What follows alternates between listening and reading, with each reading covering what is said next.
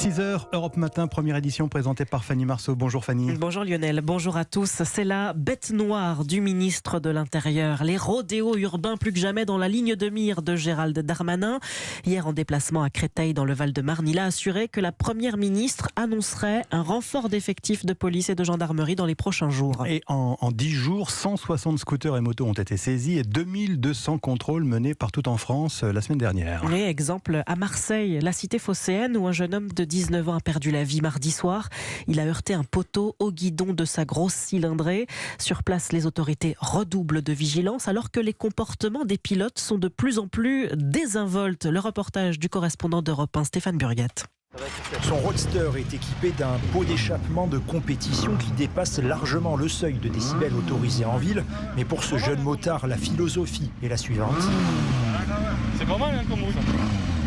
Moi je vois un peu, c'est pas vu, pas pris un peu. Enfin, c'est comme ça. Une banalisation de ces comportements qui irrite Alain au guidon d'un bien plus modeste cyclomoteur. Mais tous les jours ça se voit. Et on voit des BM sur une roue, des Triumph sur une roue, on voit tout ça aussi. Et ceux-là, si on leur piquait la moto à 8 000 €, ils feraient plus les beaux. Marseille n'échappe pas au rodéo urbain, mais la préfète de police Frédéric Camilleri peut s'appuyer sur l'expertise de ses forces de la division Nord qui traque le phénomène depuis 2 ans déjà. La division a mis en place tous les outils pour pouvoir non seulement intervenir en flagrant délit, mais aussi pouvoir rechercher les motocross qui sont utilisés dans les cités. On en est à plus de 150 motos déjà confisquées par les services de police. Les interpellations et confiscations se multiplient ces dernières semaines. Un homme de 22 ans a notamment été condamné à 2 ans de prison après un flagrant délit de rodéo sur une autoroute urbaine de la ville. Marseille, Stéphane Burgat, Europe 1. Marseille marquée d'ailleurs par de violents orages hier, tout comme la région lyonnaise où se sont abattus des torrents de pluie et de grêle. Ce matin, un seul département, les Pyrénées-Atlantiques, reste en vigilance orange pour pluie inondation. 6h03 sur Europe 1, bientôt la rentrée sur fond d'inquiétude dans les CFA, c'est-à-dire les centres de formation des apprentis. Oui, car le budget qui leur est consacré va être réduit de 10% d'ici avril prochain. Objectif, économiser 800 millions d'euros alors que le nombre de contrats d'apprentissage explose. Plus de 700 000 l'an dernier contre 300 000 en 2018. Un coup de rabot qui fait polémique, Arthur Delaborde, d'autant que l'exécutif serre les cordons de la bourse mais garde les mêmes objectifs. Oui, selon nos informations, pas question pour le gouvernement de revenir sur la baisse de crédits alloués aux formateurs, ni même de modifier son calendrier. Selon un proche de l'exécutif, l'apprentissage est en réalité victime de son succès et il est impossible de le financer sur le long terme avec le système actuel, système qui aurait permis à certaines écoles de faire grimper le coût de leur formation.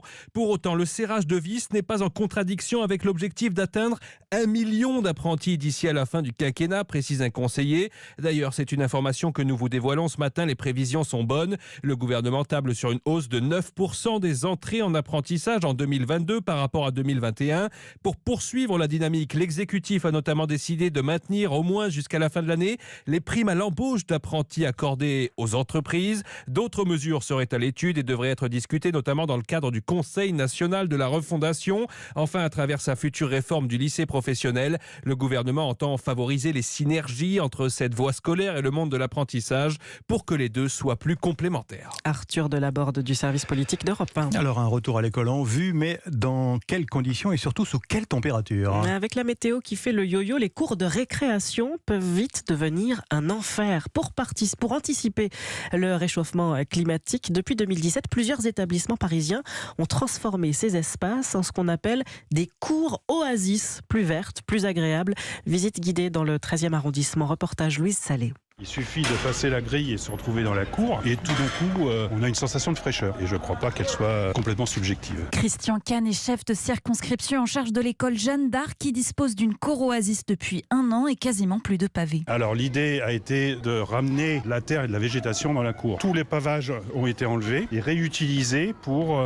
faire des murets, des séparations. Et puis on a aménagé des cabanes dans les arbres de façon à rajouter un peu d'éléments naturels dans cette cour qui était très bétonné, quoi, si vous voulez. Au sol, des copeaux de bois pour humidifier l'air et amortir les chutes des enfants du centre aéré qui occupe la cour cet été. Ils parcourent à toute vitesse les plateformes surélevées entre les arbres. Ici, c'est le petit kiosque, il y en a un autre là-bas. Et après, ici, t'as un mur d'escalade, donc t'as pas le droit de descendre normalement. Et là, t'as une échelle et après, tu peux sortir par ici. Elle fait l'exemple.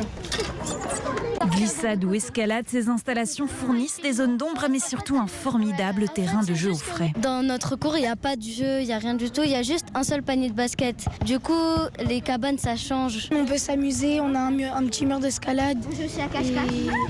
Et voilà. La cour dispose également de fontaines, d'eau potable, de toilettes sèches et même d'un jardin potager.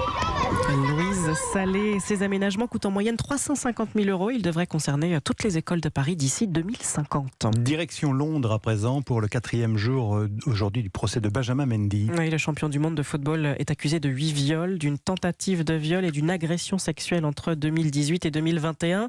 Laure Van Ruymbeck, vous suivez ce procès pour Europe 1. Hier, la vidéo préenregistrée d'une première victime a été diffusée à l'audience. La victime qui n'était donc pas présente devant la cour. Non, elle n'était pas là. Son témoignage a été recueilli par la police britannique en janvier 2022 et c'est ce que nous avons vu à l'écran. La vidéo a duré près d'1 heure et la plaignante, habillée en blanc, assise au fond d'une pièce, avait la jambe qui tremblait alors qu'elle déroulait son récit. Elle a raconté comment elle s'était rendue au domicile de Benjamin Mendy avec des amis et comment il avait tenté de la violer alors qu'elle sortait de sa douche. Dans le box des accusés, Benjamin Mendy avait les yeux rivés sur l'écran, il était très concentré. Lui n'a pas eu la parole, mais dans une autre vidéo préenregistrée, son avocate a notamment demandé à la victime comment elle a pu sortir de cette situation, laissant entendre que finalement Benjamin Mendy n'avait pas tant insisté que cela. Alors une deuxième victime présumée doit venir s'exprimer aujourd'hui. Alors comment ça va se passer cette audition ? Oui, elle va se déplacer au tribunal, mais d'abord, on entendra son témoignage préenregistré par la police. Et ensuite, en deuxième partie, elle sera présente derrière une sorte de paravent. Et l'avocate de Benjamin Mendy pourra lui poser des questions. Nous ne la verrons donc pas. D'après l'acte d'accusation, ce que l'on sait, c'est qu'elle accuse Benjamin Mendy de 3 viols successifs, dont une fellation. Tous se sont déroulés dans la chambre du joueur. Son témoignage à l'audience est très attendu. Laure Van Ruymbeck, correspondante d'Europe 1 à Londres. Dans l'actualité internationale également aujourd'hui, rendez-vous à Lviv en Ukraine pour le secrétaire général de l'ONU Antonio Guterres et le président turc Recep Tayyip Erdogan. Oui, à la rencontre de Volodymyr Zelensky, le président ukrainien, pour examiner la mise en œuvre de l'accord sur l'exportation des céréales signé avec la Russie le mois dernier. Entretien qui intervient au lendemain d'un nouveau bombardement russe à Kharkiv, la deuxième ville du pays. Bilan, au moins 6 morts et 16 blessés. Les Russes qui prennent leur quartier au Mali maintenant. Oui, en attendant officiellement alors avec des accords de défense militaire, mais aussi dans l'ombre avec les mercenaires de Wagner. Ils sont 1 millier dans le pays aujourd'hui et ils n'ont pas tardé à s'installer. Quelques heures à peine après le départ des 150 militaires français de Gao, lundi, eh bien des dizaines de membres des forces de sécurité russes ont été aperçus dans la ville. William Molinier. Les Français à peine partis, voilà que les Russes prennent leur quartier. À en croire les casques bleus allemands et britanniques, ce sont eux qui ont observé lundi la présence de ces supplétifs à l'aéroport de Gao. Sur le tarmac, un avion d'entraînement L-39 Albatros, sans doute piloté par des Russes, puisque les militaires maliens ne savent pas manœuvrer ce genre d'appareil. Et en coulisses, un manège incessant d'hommes en uniforme venus débarquer du matériel. Tout cela quelques heures seulement après le départ des derniers soldats français. Un changement d'air historique selon Antoine Glaser, spécialiste de l'Afrique. Il y a une présence russe qui va devenir importante, mais dans l'ensemble de la région. En ce moment, l'Afrique est en train de se mondialiser à la vitesse grand V. Et c'est évident qu'à partir de là, les Russes peuvent installer tout ce qu'ils veulent sur la base de Gao, peut-être pour se surveiller toute la région. Officiellement, l'état-major français ne confirme pas la présence de Wagner à Gao. Nous n'y sommes plus depuis lundi. Comment pourrait-on le savoir? Feinte un haut gradé, mais c'est un secret de polichinelle. Si la force Barkhane n'interviendra plus directement sur le territoire malien, le renseignement militaire français ne va pas abandonner sa surveillance, ne serait-ce que pour détecter d'éventuels déplacements de groupes terroristes vers les pays côtiers, voire le Niger, où l'armée française s'est repliée pour poursuivre sa traque des djihadistes du Sahel. William Molinier. Alors, retour en France où il reste encore quelques jours de vacances. C'est peut-être l'occasion pour vous, si vous en avez la chance, de faire un petit tour dans les calanques de Marseille. Vous le dites bien avec un joli accent. Alors attention quand même, il faut réserver. L'accès n'est plus aussi libre qu'avant. Pour protéger cet espace aussi fragile que magnifique, la ville a limité le nombre de visiteurs, 400 maximum par jour. Une expérimentation dont on peut déjà dresser un premier bilan. Reportage de l'une de nos correspondantes à Marseille, Nina Pavant. Au début du chemin, un panneau avec le slogan « Préserver, c'est réserver ». Coren et sa compagne sont américains, ils n'étaient pas au courant. Si c'est pour protéger la nature, c'est une bonne chose. Mais il faudrait plus d'informations pour qu'on soit au courant. Et pour ceux qui ont bien pensé à réserver, l'expérience une fois sur la plage est totalement convaincante selon Cédric. Les années précédentes, c'était horrible, énormément de monde. Là, on est allé à 9h30, il n'y avait personne, on est en Thaïlande. Le bilan est plutôt positif, selon Didier Réau, président du Parc national des Calanques. Et la limitation des places pourrait être étendue à Marseille. Il y a une acceptation au-delà de nos espérances. Alors, on fera le bilan de l'expérimentation à l'automne. Et si il doit être mis en place d'autres expériences telles que celle-ci, évidemment, on pourra le faire. Plusieurs calanques seraient déjà candidates pour une limitation d'accès dès l'année prochaine, selon Didier Réau, surtout celles qui sont habitées. Marseille, Nina Pavant, Europe 1. On termine ce journal, Fanny, avec notre série de l'été qui a beaucoup de succès. Direction Frépertuis City. Oui, elle a du succès et on sait pourquoi. Toute la semaine, Europe 1 vous emmène à la découverte des métiers de l'été dans ce petit parc d'attractions familial, Frépertuis City. Aujourd'hui, Tatiana Geisselman a enfilé son tablier pour se faufiler dans les arrière-cuisines aux côtés de Morgane, qui est superviseur du restaurant Le Lucky Burger. Là, il est presque midi. Je vais donc aller rejoindre Morgane au stand de nourriture. Bonjour, je voudrais un menu de cheeseburger. Oui, un menu Lucky, la boisson s'il vous plaît. Je m'appelle Morgane, j'ai 23 ans. C'est ma 8e saison. Donc il y a un menu Lucky, un menu Billy et 2 menus enfants burger. Oui, ça marche. Je fais vos boissons, ça fera 46,60 € s'il vous plaît. Ça commence un peu à être la course là, non? Oui, c'est ça. Là, c'est parti jusque la file, encore une bonne heure et demie, je pense. En ce moment, on est plutôt sur du 14h. Hop, voilà. Vous voulez quoi comme sauce? On a ketchup, mayonnaise, moutarde? Vous êtes toute fine alors que vous êtes entourée de nourriture. Comment vous faites pour résister? C'est vrai que les premières fois, ça donne un peu faim. Et finalement, on prend vite l'habitude de manger après. Et pour le coup, on marche beaucoup. Voilà, 10 qui font 5 ans. Encore hier, à peu près 13 km, je pense. Donc, ouais, ça fait du sport.